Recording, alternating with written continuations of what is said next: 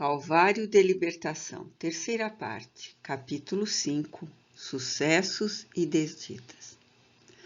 Os acontecimentos precipitaram-se na corte, resultando na atitude do rei, considerada corajosa, ao demitir o conde de Aranda e nomear o antigo pupilo deste na condição de primeiro-ministro.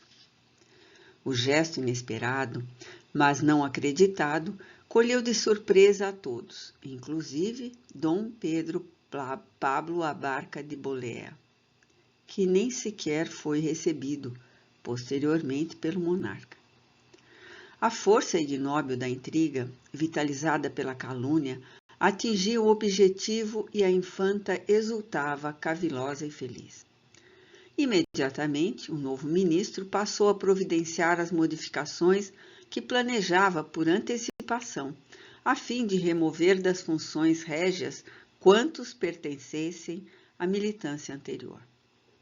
Como era natural, produziu-se uma larga inquietação pelos corredores palacianos e a exteriorizar-se por toda a capital, alargando-se através do reino. Dom Fernando, que acompanhava os acontecimentos em loco, por princípio de fidelidade ao amigo demitido, não apresentou ao novo homem forte as congratulações esperadas, no justo momento em que outros se transferiam de amizade para oferir os lucros habituais, gerando uma animosidade que se tornava pública, já que era existente em caráter privado. Não havendo perdido as prerrogativas que usufruía na sua região, continuando a merecer fé, pelo menos até quando se encontrasse um substituto para suas tarefas, retornou receoso, contrariado, preferindo seguir diretamente a Borja, sem descansar em Saragoça, como ficara estabelecido. Esperava que do lar despacharia um emissário com o fim de inteirar o conde del Pilar dos acontecimentos e desculpar-se ao mesmo tempo, chamando Mateu de volta. Pressentira os nimbos carregados que se acumulavam e, como hábil político, não ignorava que a perseguição desencadeada pelo vencedor seria a arma infame com que se apoiaria na posição. Desejava reunir a família, tomar providências, fazer uma longa excursão, talvez ao estrangeiro, enquanto se acalmassem os tumultos e desavenças. Fez a larga viagem com pouco repouso, desejando ganhar tempo. Todo o percurso foi realizado sob alta tensão emocional, vitimado pela cólera. Esquecem-se os arbitrários dominadores que os ventos favoráveis à sua pretensão, sem qualquer motivo, mudam de direção, soprando às vezes no sentido oposto e derruindo as suas frágeis construções. Fátuos e arrogantes sempre supõem que o sol brilha exclusivamente para eles, sem cuidarem de que a noite é também mensagem da vida. A jornada, normalmente modorrenta, foi apressada e ansiosa, enquanto a mente esfervilhava de planos e ressentimentos. Dom Hidalgo anelava pela presença da amada em seus sítios, mas não aguardava que ela enfrentasse as circunstâncias, vindo ao seu encontro. Na época, só excepcionalmente a mulher tomava decisões e assumia responsabilidades. Necessitava de ser dotada de caráter vigoroso e coragem que a levasse ao destemor. Margarida era assim, de tal fibra constituída. Ao receber os viajantes cansados, o anfitrião movimentou a ágil criadagem para a prestação de serviços e amabilidades. O conselheiro espiritual foi chamado às pressas e tudo respirava felicidade. O apaixonado ardia de contentamento e lubricidade. A jovem, por seu turno, deslumbrou-se com o palácio e todas as suas utilidades e adornos. Cobiçosa, prelibava o prazer de sentir-se possuidora de tudo aquilo, e justiça seja feita, não tinha exata ideia ou informação da fortuna do amado. Nesse frenesi do primeiro impacto, prometeu-se a si mesma que não renunciaria por motivo algum à oportunidade feliz que os bons fados lhe traziam ao coração. Apesar de aguardados os jovens, a sua chegada parecia repentina. Não obstante, as providências tomadas, fez-se uma imediata movimentação na casa, sendo despachados serviçais em várias direções, assinalando a presença da bela, gentil e nobre convidada de Del Pilar. O conde logo pôde, tomou o futuro cunhado pelo braço e, eufórico, agradeceu-lhe as gentilezas, prometendo que saberia compensá-lo, na condição de amigo e quase familiar reconhecido. Mateu afirmou que lograra trazer Felipa, que deveria haver chegado às vésperas. Tudo será conforme combinado, tranquilizou o amigo. Sua reverendíssima nunca falha. É homem reto como uma lâmina de espada. E frio quanto ela? Interrogou Mateu, que lhe devolvia a animosidade gratuita. E frio, concordou, sem mais amplos esclarecimentos, aliás, desnecessários. Os 2 primeiros dias foram tomados por festas, recepções, apresentações sociais e passeios agradáveis pela movimentada cidade e seus recantos de bucólica beleza. Os enamorados se apaixonavam cada vez mais, devorados pela chama crepitante dos desejos infrenes, sem qualquer recato como por falta de vigilância.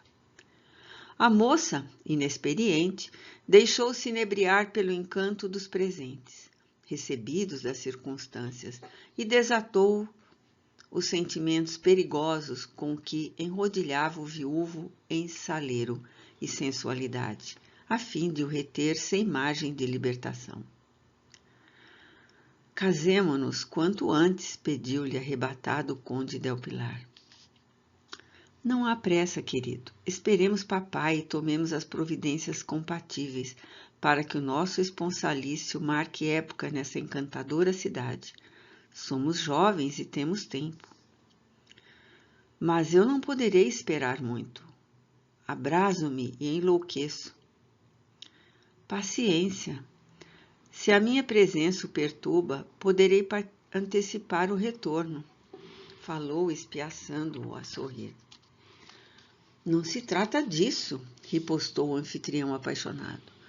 Pensemos que você será minha esposa em breve, não necessitando de tempo para arrumações e enxovais. O dinheiro antecipa a alegria e resolve problemas. Quanto à recepção, ora, nossa vida será uma contínua festa. Esperemos papai, que se não demorará em Madrid, e veremos como reagirá a minha viagem intempestiva, audaciosa. Quando penso nesta minha atitude leviana, reconheçamos, imprevidente, temo pela sua explosão de ira, não imaginando como se comportará.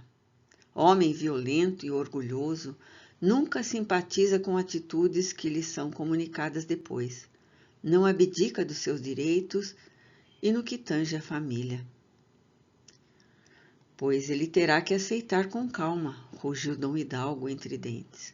Suas mãos dominadoras nunca nos alcançarão.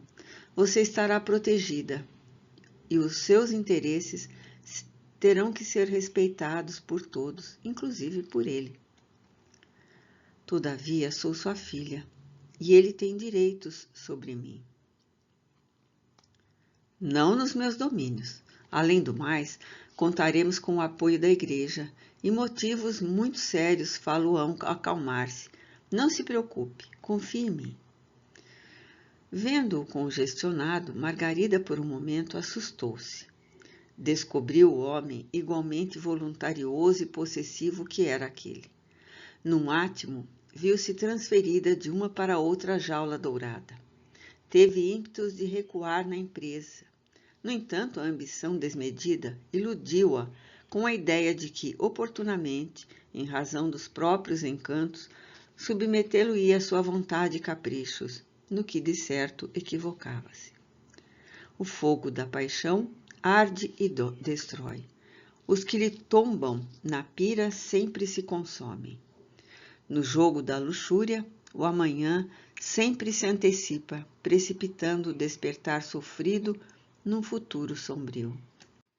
Mateu, no dia imediato à chegada, foi visitar Felipa, a fim de manter-lhe o clima de confiança, passando algumas horas de espairecimento e prazer ao seu lado. A casa de campo, de propriedade do conde Del Pilar, ficava próxima ao Ebro, nos arredores da cidade. Arborizada e agradável, constituía um regalo a quem fruía. Felipa trouxera uma serva de confiança, e Dom Hidalgo mandara providenciar ajudantes para os mistérios domésticos. A astuta mulher era bela e sabia utilizar-se dos seus recursos, seus tesouros, conforme dizia, providenciando o futuro quando suas atrações perdessem o valor.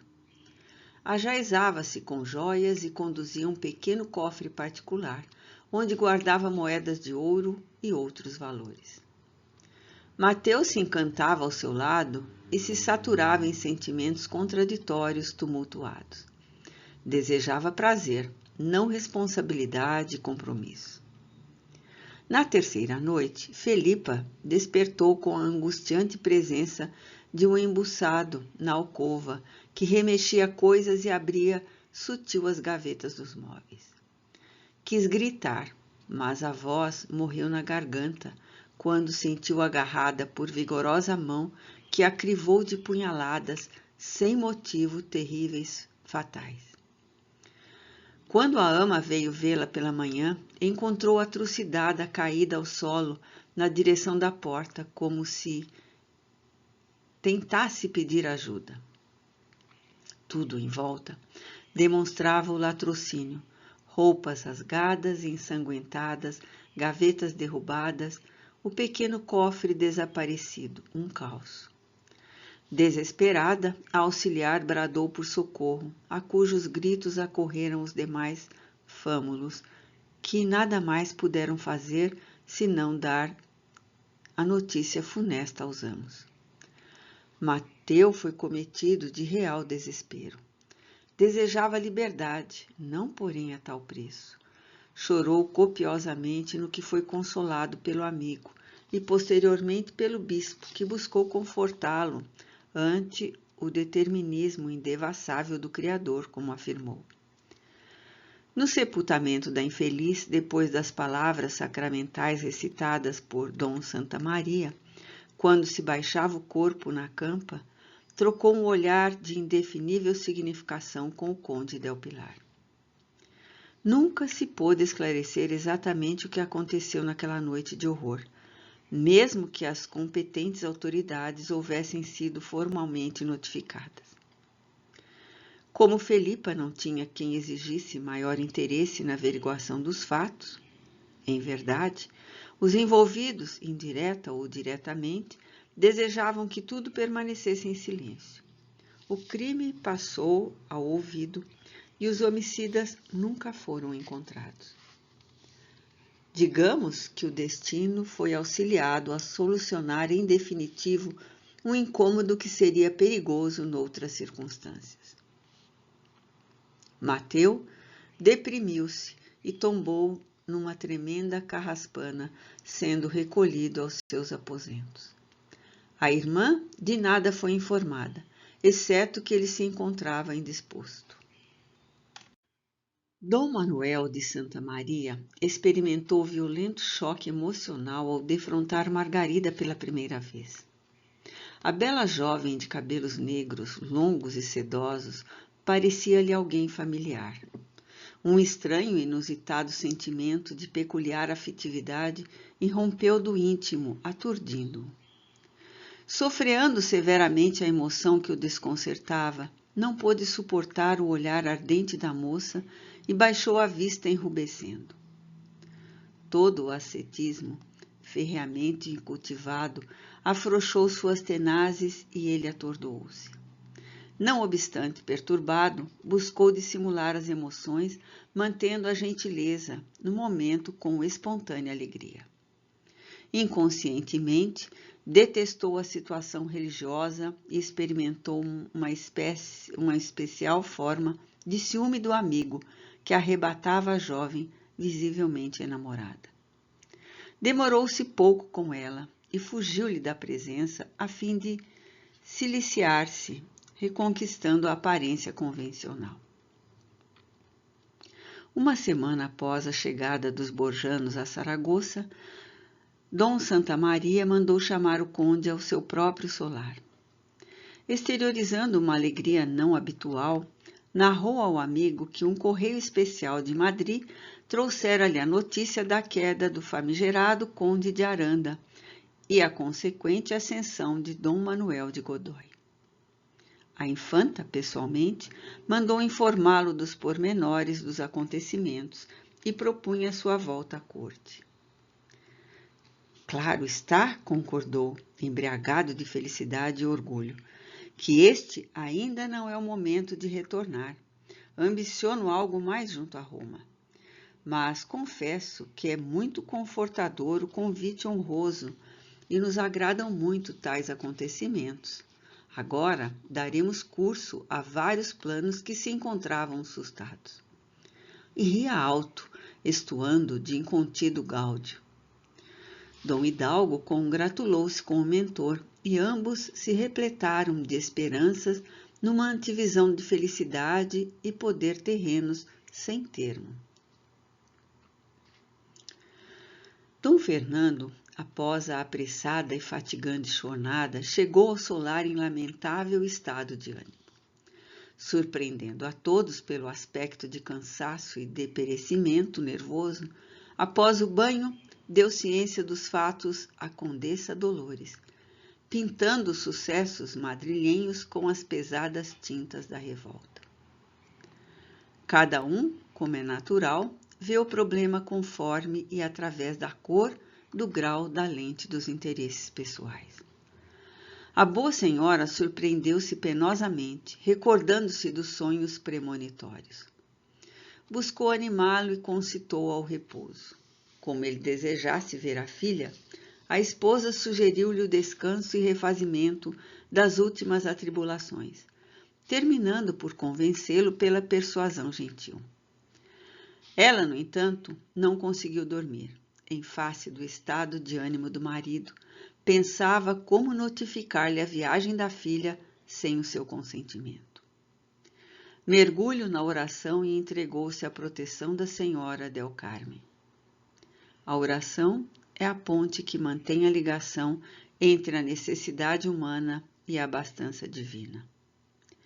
Uma longa noite, no entanto, estendia-se em sombras, prenunciando um difícil amanhecer brumoso.